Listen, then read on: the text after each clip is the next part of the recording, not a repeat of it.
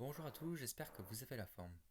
Donc cette vidéo ouvre la chaîne YouTube et ouvre aussi une nouvelle série dans laquelle nous allons parler de films cultes. Et aujourd'hui on s'attaque à Voyage dans la Lune de Georges Méliès. Et oui, quelle meilleure façon de commencer une chaîne YouTube qu'en parlant d'un des premiers films qui a marqué l'histoire du cinéma.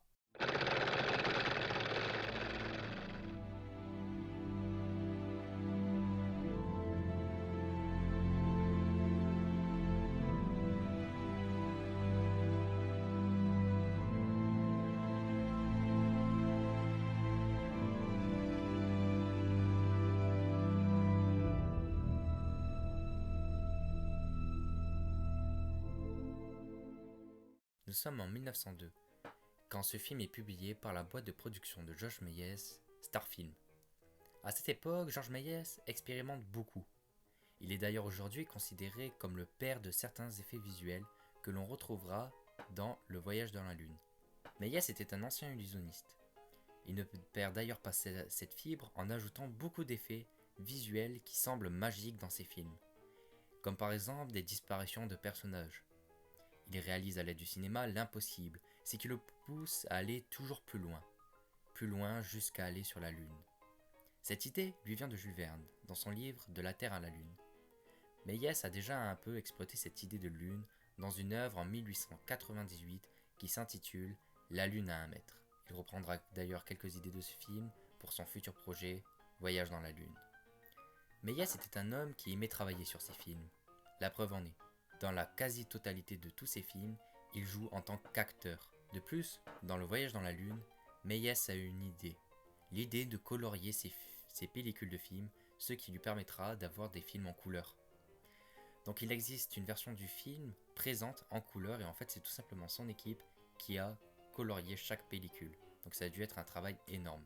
Voyage dans la Lune sortira dans un théâtre parisien le 1er septembre 1902 et c'est en octobre de la même année qu'il sortira aux États-Unis. Le film était un succès dans les deux pays et étant donné que les lois de droit d'auteur n'étant pas les mêmes à cette époque qu'aujourd'hui, des centaines de copies piratées de ce film ont circulé dans le monde entier. Ce phénomène a permis de populariser le film dans tous les pays. Un des autres aspects qui a aidé à la popularité de ce film, c'est tout simplement son scénario. En effet, il s'agit d'un des premiers films de science-fiction de l'histoire, et l'histoire est simple. Et même certains autres films qui viendront après réutiliseront quelques trames de son scénario. On en reparlera tout à l'heure. Donc la première scène a lieu lors d'une convention dans un club d'astronomie. Un certain professeur Barbanfouille montre à l'assistance un moyen d'aller sur la Lune. Toute l'assistance est surprise, et notamment d'autres savants qui décident de suivre le projet et d'aller sur la Lune. Le projet commence par la construction d'une fusée qui est en réalité une sorte d'obus. Les travaux avancent jusqu'au jour J. Nos astronomes vont aller sur la Lune. Une cérémonie a lieu pour célébrer leur départ. La fusée est expulsée à l'aide d'un canon. Après un court voyage, nos chercheurs se retrouvent sur la Lune et assistent à un lever de terre. Une scène poétique qui marquera encore une fois l'histoire du cinéma. La nuit tombe vite et nos chers explorateurs décident de s'endormir. Mais ils vont se faire réveiller par de la neige qui tombe. Ils décident alors de commencer leur exploration. Ainsi, ils découvrent certaines propriétés différentes sur la Lune que sur Terre. Ils rencontrent aussi une civilisation dite sauvage qui habite sur la Lune. Par peur, les scientifiques attaquent cette civilisation. Malheureusement pour eux, elle est trop nombreuse. Ils se font donc capturer et juger par ces mêmes sauvages. Mais ils réussissent à fuir à l'aide de la force. Alors pour chasser, nos scientifiques retrouvent leur fusée disposée sur une falaise. Ils rentrent dans l'obus et par l'effet du poids, la fusée tombe de la falaise, ce qui permet de revenir sur Terre. Ouais, les propriétés sont vraiment différentes. Nos amis tombent alors dans la mer et se font repêcher par un bateau. Et enfin, une cérémonie a lieu pour le retour. Ils sont accueillis comme des héros. Étant donné que le film est court, nous pouvons nous permettre de l'analyser dans un ordre chronologique de l'histoire. Tout ce que je vais évoquer dans cette partie ne concerne que moi et ne prend pas vraiment en compte les intentions du réalisateur Georges Méliès. D'ailleurs, nous les connaissons même pas, mais toutes ces interprétations viennent en réalité de moi. D'ailleurs, n'hésitez pas à me donner votre avis dans l'espace commentaire pour savoir si on a plutôt les mêmes avis ou si vous en avez d'autres, ça peut être vraiment intéressant. Commençons donc la partie analyse par la conférence des différents scientifiques. Alors un cut est utilisé pour permettre à certains scientifiques d'échanger leur télescope par des tabourets. Alors selon moi, cette transformation permet de démontrer que la science, symbolisée ici par le télescope, est liée à l'écoute, symbolisée par le tabouret. Cet échange permet donc peut-être de montrer que l'écoute et la collaboration sont les sources d'une progression scientifique.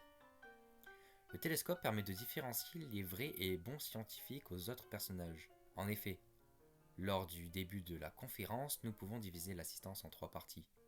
Ceux qui transforment leur télescope en tabouret en le levant, ceux qui accueillent le professeur en levant leur chapeau, et un personnage qui reste tout le temps assis. Alors qu'est-ce qui différencie ces 3 catégories de personnages? D'après mon analyse, ceux qui ont les télescopes sont dignes d'être de vrais scientifiques. Ils ont d'ailleurs la capacité de transformer leur télescope en tabouret. Ce sont alors des personnages qui sont ambitieux et qui savent aller plus loin que les lois. Ils savent franchir la barrière du possible. Ils seront d'ailleurs choisis après par Barbanfouille pour le projet d'aller sur la Lune. Ils sont donc approuvés par le professeur, signe de science. Ceux qui accueillent le professeur en levant le chapeau peut être considérés comme des étudiants scientifiques. Ils sont sur la bonne voie car ils tolèrent le professeur mais ne sont pas tout à fait prêts. La preuve en est, ils ne seront pas choisis pour le projet d'aller sur la Lune. Cependant, ils soutiennent le professeur et l'accueillent avec joie. Le personnage qui reste assis est clairement un opposant au professeur. Il est aussi le seul personnage avec le professeur à avoir une caractéristique physique en commun, la barbe. Et cette barbe peut être signe de sagesse. Alors, il est peut-être lui aussi un enseignant, mais il ne soutient pas le projet ambitieux du professeur. De plus, tout au long de la conférence, ce personnage aura une attitude de rejet. Cette attitude de rejet sera exprimée par le jeu d'acteur, par exemple en croisant les bras ou en restant indigné au cours du professeur. Quelques secondes plus tard, il exprimera son opposition au professeur, ce qui créera une tension au sein de la convention, et surtout au sein de 2 personnages, Barbanfouille et ce fou enseignant. Il peut être considéré comme un imposteur de la part du professeur qui lui jettera même des livres, danse en pleine figure, livre, symbole de connaissance. D'ailleurs, nous remarquons qu'au début de la scène, l'opposant ne possède pas de télescope, alors qu'il est certainement lui aussi un enseignant. Nous pouvons en déduire que l'opposant n'est pas un vrai scientifique, car il lui manque l'aspect de rêve et l'idée de franchir les lois du possible pour devenir un très bon scientifique. Malheureusement, étant donné qu'il est peut-être lui aussi professeur, nous pouvons croire qu'il changera jamais de point de vue. Mais alors, quel enseignant suivre? Méliès démontre que le fait de rêver et de croire à l'impossible fait progresser la science, et que c'est même une qualité indispensable pour être considéré comme un vrai scientifique. L'image du télescope reviendra plus tard dans le film.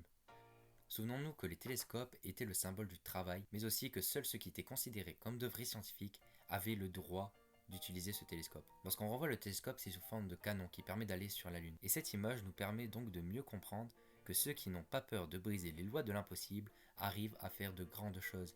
Et à l'aide de patience et de travail, symbolisés par les dernières scènes, leur objectif est accompli. Et nos amis scientifiques ont réussi. Ils peuvent enfin aller sur la Lune. La joie est partagée avec le peuple lors de cette cérémonie de départ. Quand le canon est tiré, la fusée en forme d'obus rentre dans l'œil de la Lune.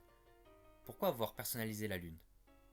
Comme nous pouvons le constater, lorsque nos scientifiques arrivent sur la Lune semble souffrir, elle semble avoir mal. Cette idée de souffrance peut être expliquée par les scènes qui suivent, et cette scène permet selon moi de mieux comprendre la suite. Après l'arrivée de nos scientifiques sur la Lune, un joli lever de terre a lieu. Alors je trouve ce moment très poétique et mémorable. Nos chercheurs ont réussi à inverser leur situation.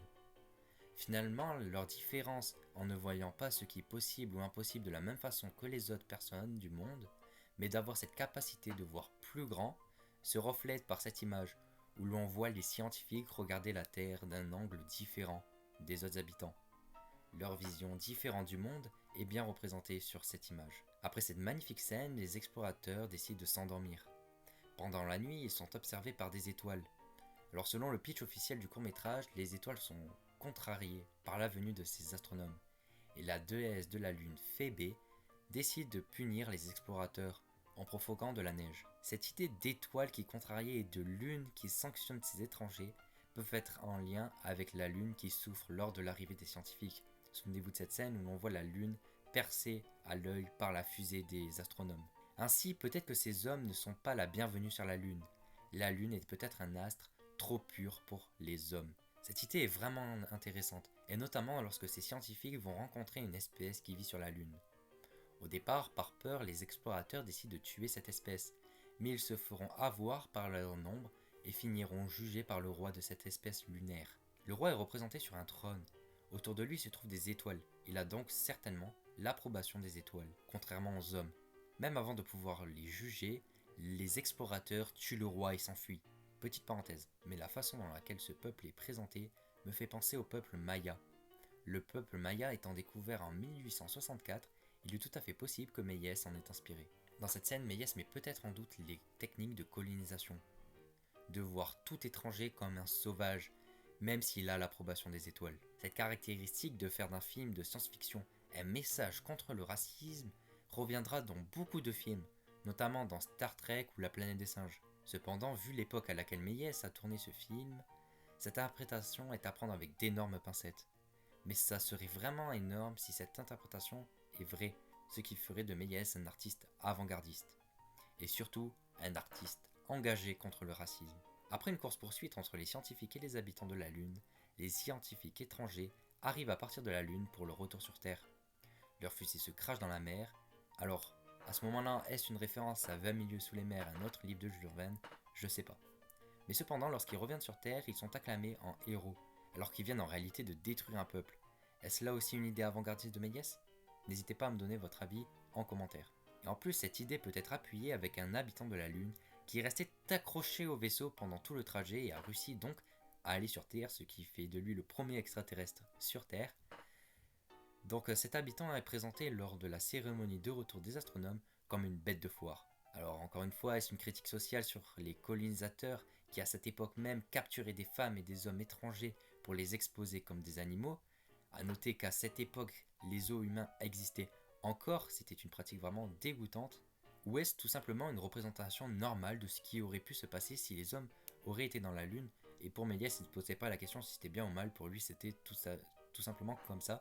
Je ne sais pas. Donc vraiment, votre avis sur ce sujet m'intéresse vraiment, parce que Méliès était juste un homme dans son monde, donc tout à fait, entre guillemets, normal pour lui de faire ce genre de pratique, parce que il a été éduqué comme ça. Ou est-ce une pensée de la part de Méliès qui s'est dit que c'était vraiment horrible de produire ce genre d'acte en sachant que la lutte commençait à peine? Donc je pose la question. Malgré toutes ces interrogations, ce qui est sûr, c'est que ce film a marqué son temps et même a marqué l'histoire.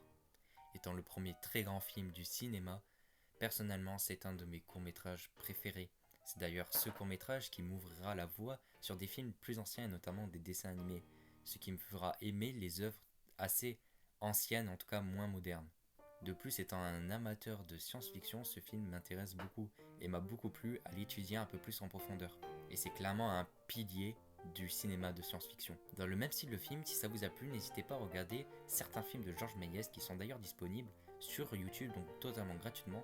D'ailleurs, Voyage dans la Lune, si vous ne l'avez toujours pas vu, il y a sa version colorée et ainsi que sa version normale qui sont disponibles sur YouTube, donc tout est gratuit et c'est vraiment super. En plus, il y a une petite musique rajoutée parce que de base c'était un film muet, mais du coup la petite musique rajoutée colle très bien avec l'histoire, donc je vous conseille d'aller voir ces œuvres et j'en mets certaines en commentaire, surtout Voyage dans la Lune, mais quelques-unes aussi qui ont inspiré et que j'ai notées dans cette vidéo, donc n'hésitez pas à aller les voir, donc je les mets dans la description si ça vous intéresse. Merci en tout cas à tous d'avoir suivi cette vidéo. Si elle vous a plu, n'hésitez pas à la liker et à vous abonner. Certaines de notre vidéos vont arriver bientôt. Allez, ciao!